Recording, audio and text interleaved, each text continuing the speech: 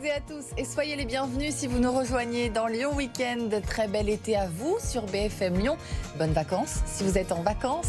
Je suis très heureuse de vous retrouver pour faire un tour de l'actualité au plus près de chez vous. Nous sommes le samedi 8 juillet à la une de votre journal.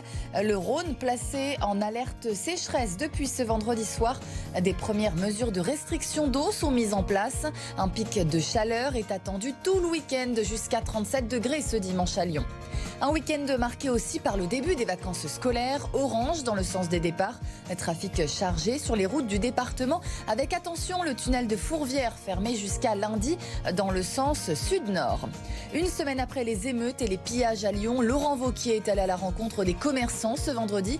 Le président de la région Auvergne-Rhône-Alpes a annoncé un plan d'aide de 15 millions d'euros pour les boutiques sinistrées.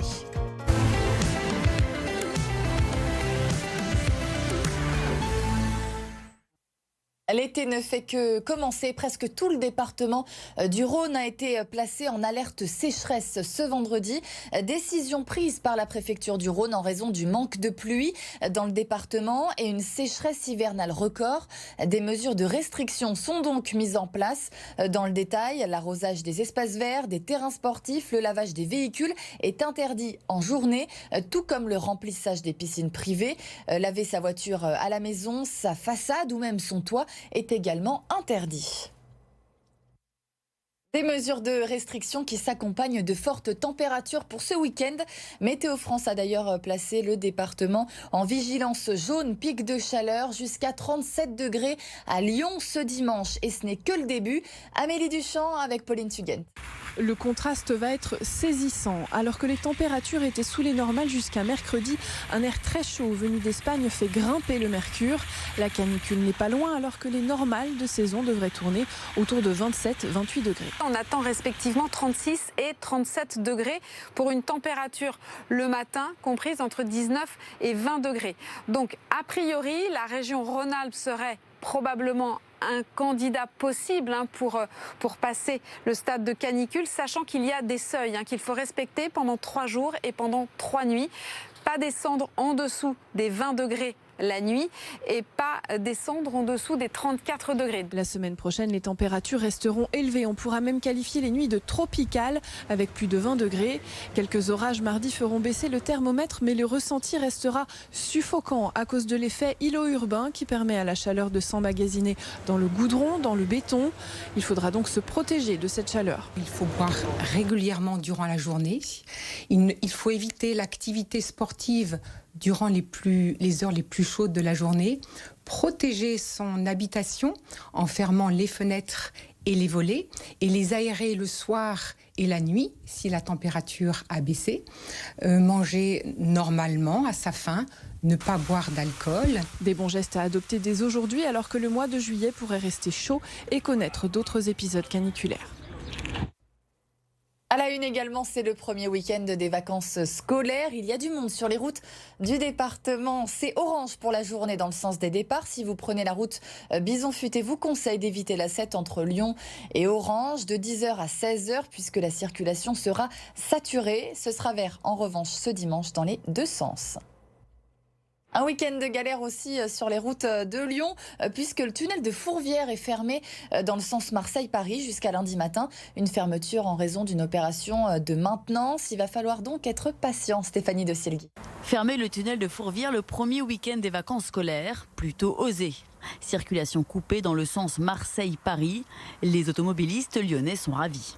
Ça veut dire du monde qui va être dans la montée de Choulan et ça va être très très difficile pour les usagers locaux ce week-end et encore plus pour les vacanciers qui voudront traverser Lyon. Et en anticipant les travaux, ça n'aurait pas eu lieu, donc c'est vraiment dommage. Il y a souvent des bouchons dans le tunnel de Fourvière et quand c'est la période estivale, c'est particulièrement problématique. Problématique puisque vacanciers et lyonnais sont obligés de faire un détour.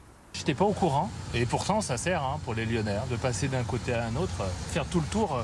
Ça va me rajouter une vingtaine de minutes je pense. J'ai plus de peine pour les vacanciers qui eux vont faire un détour. Une fermeture du tunnel dans le sens sud-nord en raison d'une opération de maintenance déjà effectuée dans l'autre tube l'année passée. c'est ce week-end où il y a le moins de trafic dans ce sens-là.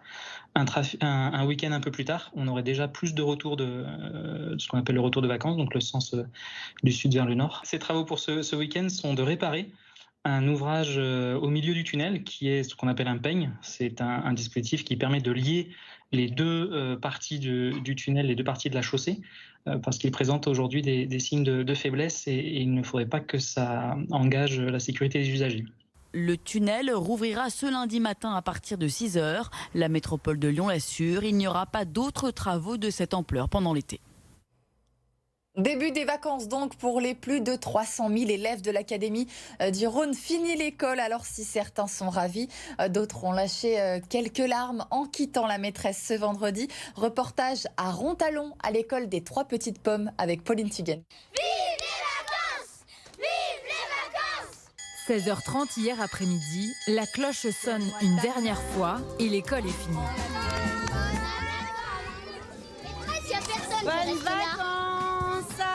C'est le temps des au revoir, des câlins et même des larmes pour Soliana qui a terminé son CP. Je vais plus beaucoup voir les maîtresses. Heureusement, un beau programme l'attend cet été. Je vais faire des soirées pyjama et je vais partir en vacances. L'émotion était déjà là pendant cette dernière après-midi de classe. Stéphanie Michelot, directrice et enseignante en grande section et CP, avait préparé un cadeau pour chaque enfant, un marque-page personnalisé. Merci pour ton sourire, je te souhaite de très bonnes vacances. À chaque année, on en a qui pleurent. Bon, je vous cache pas que moi aussi. Quand ils sont tous partis, je verse ma petite larme, ils le savent pas, mais maintenant ils le sauront. Les maîtresses aussi sont gâtées, des pancartes, des mots sur le tableau et de nombreux cadeaux pour Isaline Jacquemont, enseignante en primaire. Moi j'ai fait une lettre et de la confiture à ma mamie. Moi c'est lui. Voilà. Un attrape-rêve que j'ai fait moi-même. Ça va toucher, oui. Les petits mots, les petites attentions, c'est toujours un bonheur. Du côté des parents, on se prépare désormais à occuper les enfants pendant 2 mois. Pour moi, c'est fini les vacances, on va dire. On va trouver des activités à faire pendant toutes ces vacances et on va en profiter. Rendez-vous le 4 septembre pour la rentrée et d'ici là...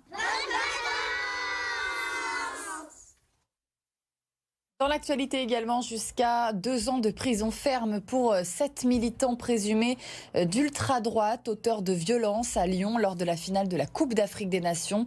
Les 7 hommes étaient soupçonnés d'avoir participé à des agressions racistes en juillet 2019 dans le centre de Lyon après la victoire de l'Algérie en finale de la CAN. Plusieurs étaient armés de barres de fer et de battes de baseball lors de la soirée. Un rassemblement pour Naël à Vénissieux cet après-midi, plus de 10 jours après la mort du jeune homme de 17 ans tué par un policier à Nanterre. Les hommages se poursuivent. Une marche pour la justice partira de la gare de Vénissieux à 15 h. Plusieurs collectifs, des syndicats, des groupes politiques et des associations seront présents. Des hommages, mais aussi des aides financières après les dégâts des émeutes. Au total, 15 millions d'euros d'aide de la région pour les commerçants pillés. C'est ce qu'a promis Laurent Wauquiez, le président de la région Auvergne-Rhône-Alpes ce vendredi. Il est allé rencontrer les commerces touchés par les pillages. Yélis Kirazli avec Anna Pellissier.